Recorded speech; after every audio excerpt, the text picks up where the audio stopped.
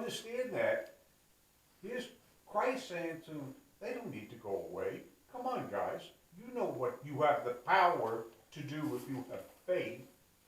All right? Okay? Give them something to eat. Right. It's all very logical. It's not.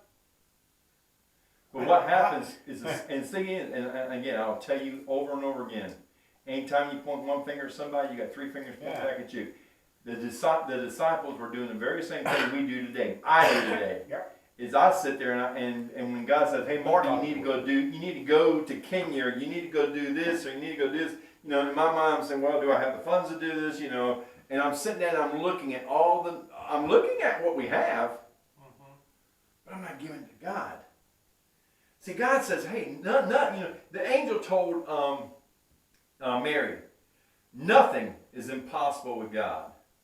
Later on, you're going to find out again, and Jesus is telling his disciples that they're going, "Hey, we don't understand how this is happening." And Jesus is going to, in chapter 19, you're going to see that Jesus is going to tell his disciples, nothing is impossible for God. Okay? But at this point in time, and you got to understand that he's been with them at least a year, maybe more, and he's getting ready, because he's getting ready. He knows what's going to happen in the next year or so. And so in these chapters here, in 14 through 20, he's starting to build his group and actually implant upon them a lot more than what was first started in just teaching about the kingdom and what it was like to be a child of the kingdom. Now he wants these guys to truly be messengers. He's already sent them out. They've already, as Paul says, as Paul just said, they've been out, they did miracles and everything else. And, and like I said in John, you do something. But when they did something, what they went to do is they looked at the finances, they looked at the resources they had, and go, well, even with this kid and his lunch, this is all we got. They didn't see what could be done. They just saw they just said, oh, this is all I got. And a lot of times we do the very same thing. We just stop in our tracks and we say, "Hey, God, I can't do this." God says, "Go do something." And we're going, "But God, I can't do this. Look what I got." So he orders them to sit down in the grass, and taking the 5 loaves and the 2 fish, he looked up in heaven, he said a blessing, he broke the loaves, gave it to his disciples, and the disciples gave it to the crowds.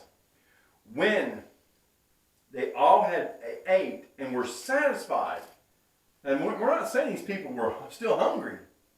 They had been satisfied. And you're going to see this in John. It says that the reason why they had to get in the boat and get going is because the people recognized this was something else. He said to them, "Go," and they took up 12 baskets of broken pieces and leftover. How many baskets? 12. How many disciples? 12. Kind of interesting. I think the point was being made. Hey, nothing's impossible with God. So here we are. We're sitting here and we're looking at this, and it's like, I don't know what's going on. The first thing we see is that, first of all, you got to look at your resources. The second lesson that he wanted to teach them is that you got to, the disciples, you give what you have to God. That's what Jesus did. He took the bread, he took the fish, and he asked, and he blessed it, and he gave it to God. Here it is, God. Take care of it. What? I got a question. It's probably going down a rabbit hole, but when the disciples were not fussing, but saying who's going to be the greatest in heaven, and Jesus got the little kid, and he said, unless you like a little kid, he used a little kid in the same miracle of feeding the 5,000 to bless everybody.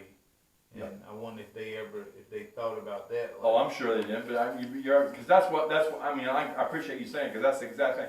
I mean, yes, they might have stole the fish from the little boy, but the little boy had it. And somehow, and it doesn't really say it. He gave it up. But he gave it up. He allowed, whether they kind of stole it from him, or whether he actually handed it to Andrew and said, "Here, I'll help out. Here's what I've got." I love it that the little boy just had a faith that Jesus has been telling his disciples, you need to have the same faith as little ones. Because you think about it, I remember my kids when they're young, but I'm seeing it all over again with a grandchild. That little grandchild of mine he trusts the fool out of me. You know, he gets on something. He wants to jump. I mean, he's only a year and a half old, and he wants to jump off. He knows that Papa's going to catch him. You know, he's got that faith already that Papa's taking care of me. You know, he has no problem with what's going on. But what happens here is, so the third point is that they were supposed to follow God's commands. So first of all, you look at your resources. Then you take those resources to God.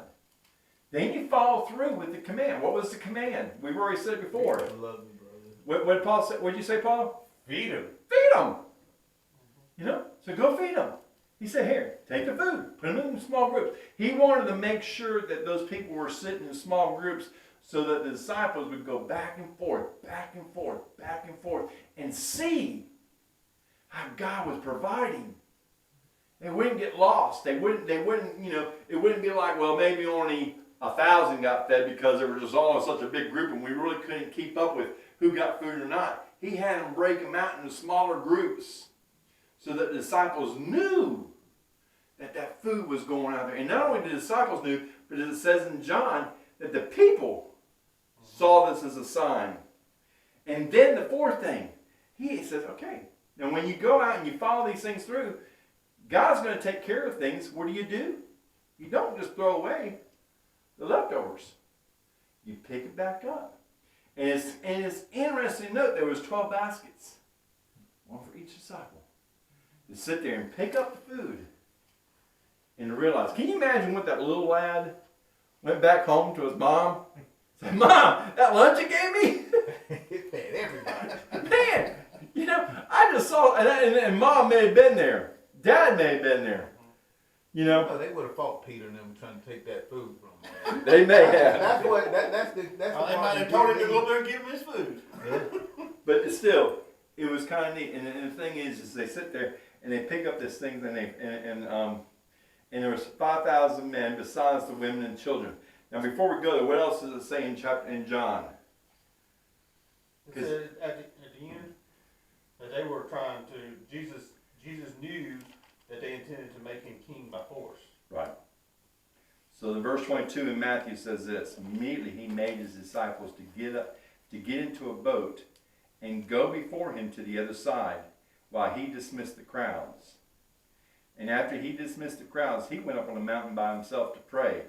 When evening came, he was there all alone. But the boat at this time was a long way from land, beaten by the waves, for the wind was against them. And it was the fourth watch of the night when he came to them walking by sea. Now let's just kind of stop right there because we're getting ready to go into something different. But I want you to kind of see what's happening. Jesus knew, and as John records, maybe the other books also, is that the people recognized that this was miraculous. They're ready. You know, the Jews wanted the Messiah. But the Messiah they wanted, even the Pharisees and the Sadducees, wanted the Messiah that was recorded in Psalms and was recorded in Daniel to be the one that's going to stomp down the enemy, take control, reign. Even the disciples believe that. And you're going to see this in chapter 16 in a little bit when Jesus begins to dive out, you know, more about that he was the suffering Messiah that's recorded in Isaiah 53. We'll pick up on this more as we continue on. But the people, yes, you know, you're going to see this later on when Jesus enters the city. What are they doing? They're throwing down palm branches. Hosea to the king. Hosea. You know, and it was happening. The people were ready for this Messiah. They had one picture in mind. Jesus came, he said, I'm going to come and I'm going to bring the kingdom of heaven, and it's going to be on earth. And there's going to be a multitude of people who are going to be a part of this kingdom. But that kingdom was to begin first in people's hearts before it begins as an actual rule on earth. Will it rule on earth? Yes. That day's coming.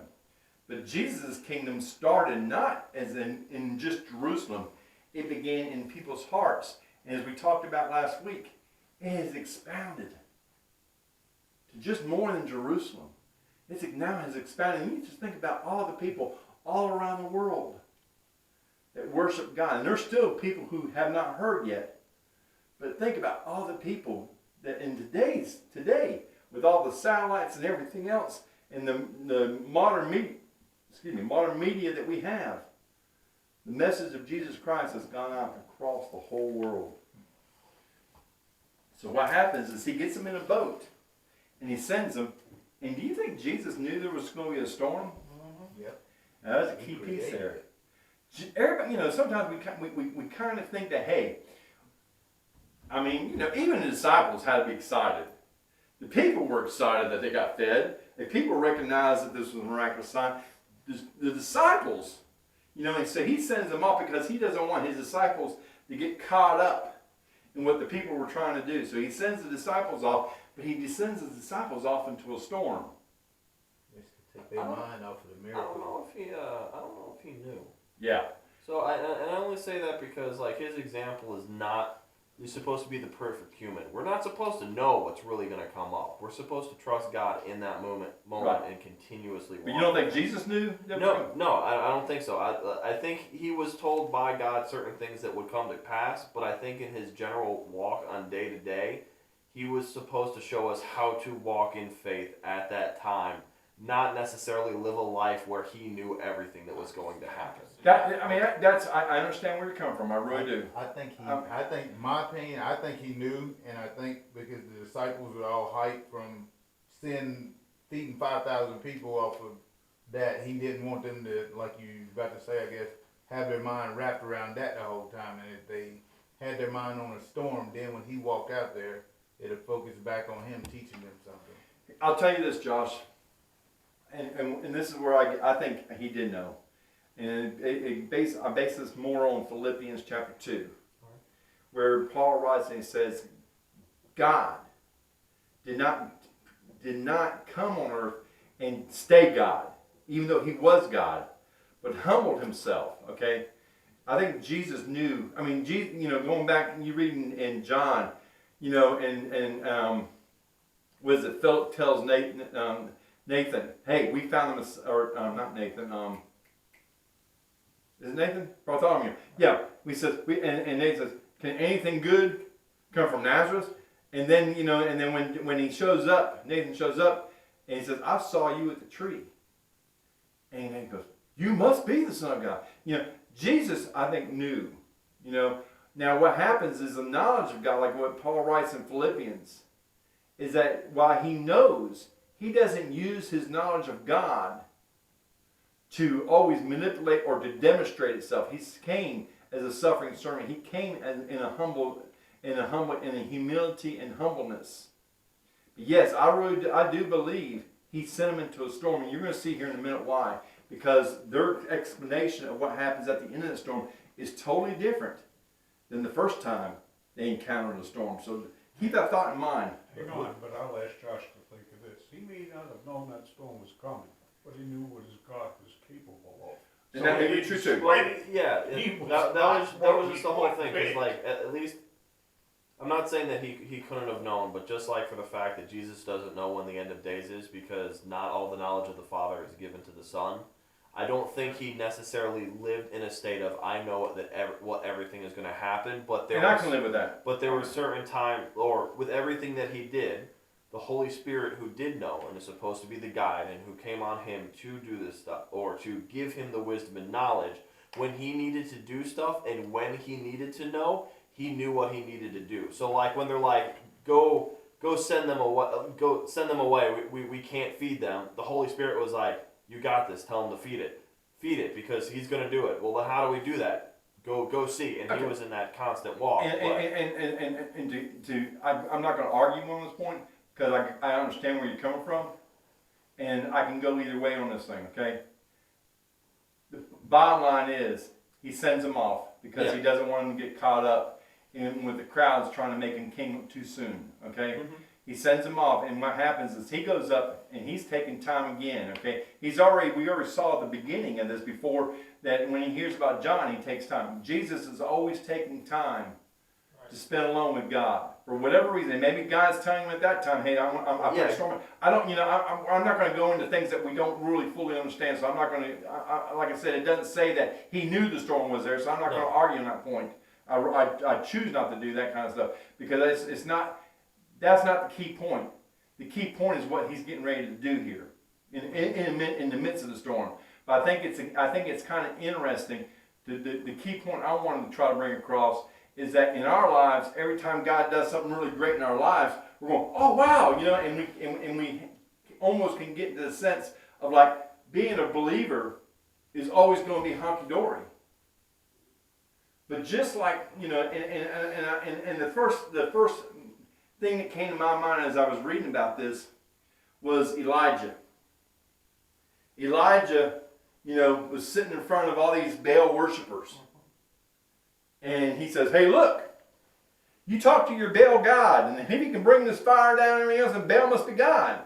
And they cut themselves, and they spent the whole day. And Elijah would even taunt them a little bit. Well, what's going on? Maybe he's asleep, But then Elijah comes and he says, okay, now I want you to do this. I want you to take the wood, but I want you to pour water all over it. Water, not kerosene, water all over it. And then he just says a very simple prayer to God. And fire comes down, and not only does fire come down, but it wipes out the wood, it wipes out the stones, it licks up the dust in that whole area. I mean, God just consumes it all. And the people are like, wow. And then so here's Elijah go, wow, wow, wow, wow. And then all of a sudden, as he had those Baal priests killed, and then Jezebel comes in and goes, you ain't killing my priest. And so sure enough, he comes in there and she says, you're dead. I'm seeking after you. And he goes running and hides. A lot of times when we face God and we see the things that God can do, sometimes we can get on a little high horse and say, wow, isn't God awesome? But then when that storm comes, when that pressure comes, what do we end up doing? And so what's happening here is they're out in the boat and the storm comes. However, the storm comes. I just also want to say one other thing, that it's interesting that there's a lot of times when Jesus does his miracles in multiple places, it says after he did a large miracle or whatever, he always recessed and went to God. And just another big thing. That's right. So that key way, point. Very good. Thank you. What we do is to make sure to get back to that.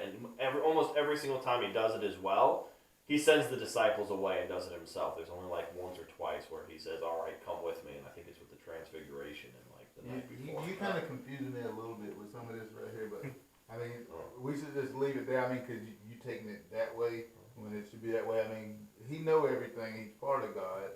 That's my thought process. Yes, and he go by himself, so his disciples know to go by themselves and pray. That's the way I'm reading it and looking at it, and I feel like I look at it that they're doing what he told them to do. Yes, they're following him. The key piece in what Josh is right about this is that Jesus takes off and he does have quiet time with God almost after every major miracle. Right. I mean, he has that consistent approach. Even though he sends the disciples away, he still has that. Jesus never once does anything on his own. He's always in communication with God, and that's a key piece in this in itself. And he's constantly praying. And he's constantly praying. I mean, and what's prayer? I mean, that's bottom line. It's just talking. I mean, it does not have to be a set formula. It doesn't have to be kneeling and pointing a certain direction. It doesn't have to be doing the signs of the cross and doing repetitious stuff and everything else. It's just basically talking to God. And not only is it talking to God, and my wife, we're doing this thing on fruit of the Spirit, so my wife's fruit that she's concentrating on this year is goodness, mindfulness, gentleness, which is probably the appropriate for me to start off with. But, She signed it to you? Huh? She signed it to you? Yeah, I think so. I didn't really think about that, but yeah, you're probably right. But anyway, she knows me well, 40 years. But the thing was,